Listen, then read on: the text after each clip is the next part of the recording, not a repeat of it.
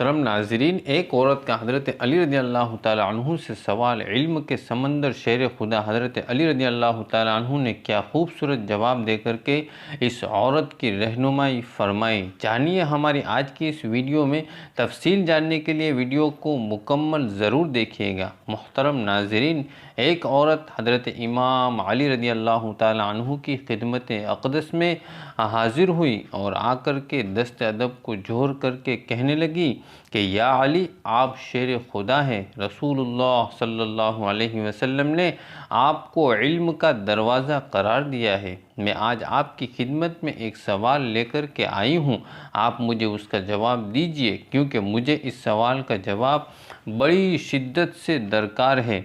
हज़रत अली रज़ी अल्लाह ताला अन्हु ने फरमाया कि ए औरत, वाकई मुझे अल्लाह के रसूल सल्लल्लाहु अलैहि वसल्लम ने ये बात कही है कि मैं इल्म का दरवाज़ा हूँ। आप पूछे तुम क्या पूछना चाहती हो, मैं तुम्हें उसका जवाब दूँ, अगर तुम्हारी ज़िंदगी सहल हो सके। अब वो औरत आप रज़ी अल्लाह ताला अन्हु से कहती है कि या अली, मैं एक शख्स से बड़ी मोहब्बत करती हूँ और वो शख्स मुझसे मोहब्बत करता है। मैं उसके हक़ से मोहब्बत करती हूँ सिर्फ़ और सिर्फ अपने रूह की तस्कीन के लिए, लेकिन वो शख्स मुझे छूने की कोशिश करता है, वो मेरे जिस्म की जानिब अपना हाथ बढ़ाने की कोशिश करता है, वो मुझे छूकर अपने अफसाने फ़साद का इजहार करना चाहता है, उन्हें पूरा करना चाहता है। या अली रज़ी अल्लाह ताला अन्हु, मैं पूछना ये चाहती हूँ कि क्या वो शख्स मेरे जिस्म को अगर छू ले, अगर वो अपने अफसाने ऐश को पूरा कर ले, अगर वो अपने नफ्स की भूख मिटा ले, तो क्या ये जायज़ है?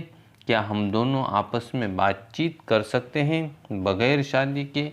जब हज़रत इमाम अली रज़ी अल्लाह ताला अन्हु से ये सवाल पूछा गया तो हज़रत अली शेर खुदा रज़ी अल्लाह ताला अन्हु ने फरमाया कि ए औरत, मोहब्बत वो होती है जिस मोहब्बत के अंदर इंसान दूसरे इंसान की इज़्ज़त करे।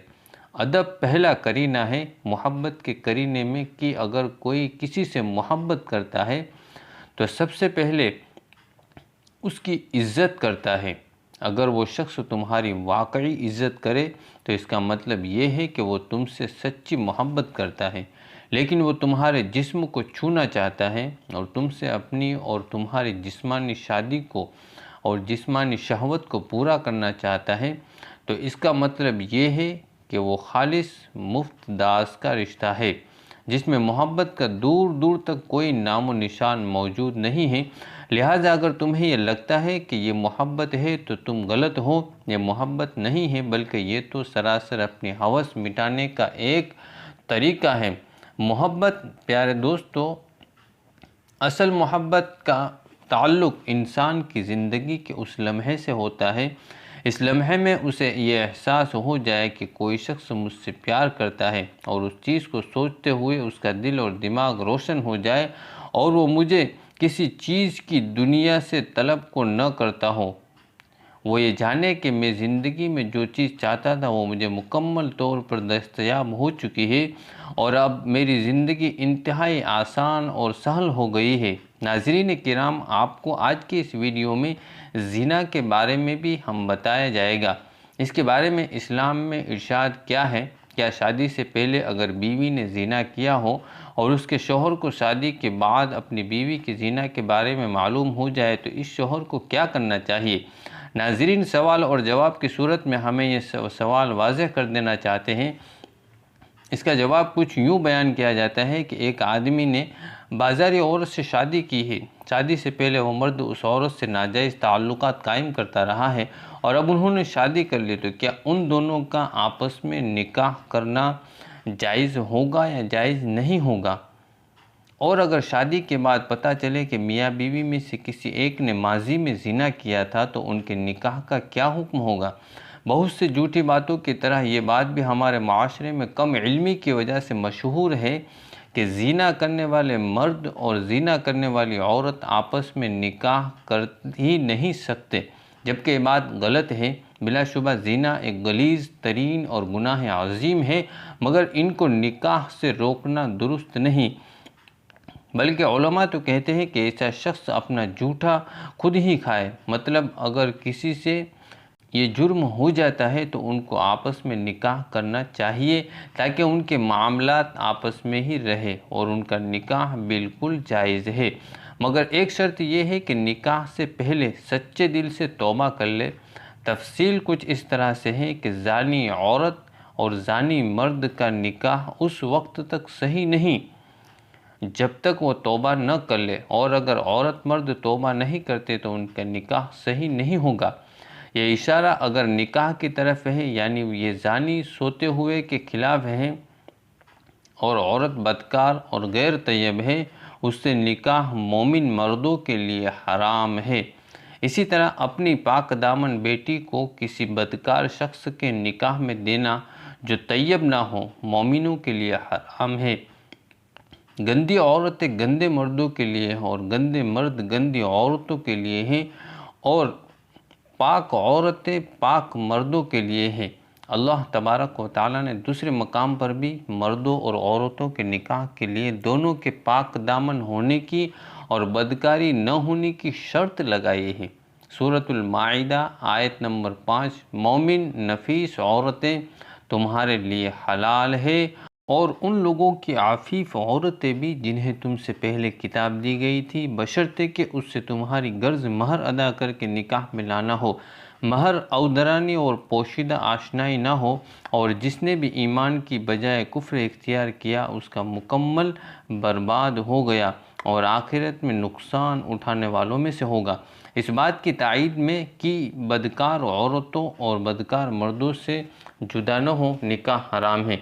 तिरमिज़ी शरीफ की यह हदीस है। हज़रत अब्दुल्ला बिन उमर रज़ियल्लाहु तआला अन्हु कहते हैं कि मकसद नामी सहाबी वैसे ही बहादुर शख्स थे जो मुसलमान कैदियों को मक्का से निकाल करके मदीना के शहर आया करते थे, और मक्का में आना एक नामी जानिया बदकार औरत थी। वह औरत शादी की उनके इस्लाम लाने से पहले की दोस्त थी। उन्होंने मक्का के कैदियों में से एक शख्स से वादा कर रखा था कि उसे कैद से निकाल कर ले जाएंगे।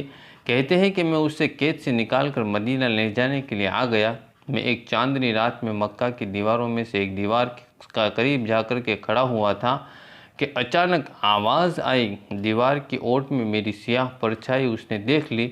जब मेरे करीब पहुंची तो मुझे पहचान कर पूछा, मकसद हो ना? मैंने कहा कि मकसद हूँ। उसने खुशामदी कहा और कहा, आज की रात हमारे पास गुजारो। मैंने कहा कि ना, अल्लाह ने ज़िना को हराम करार दिया है।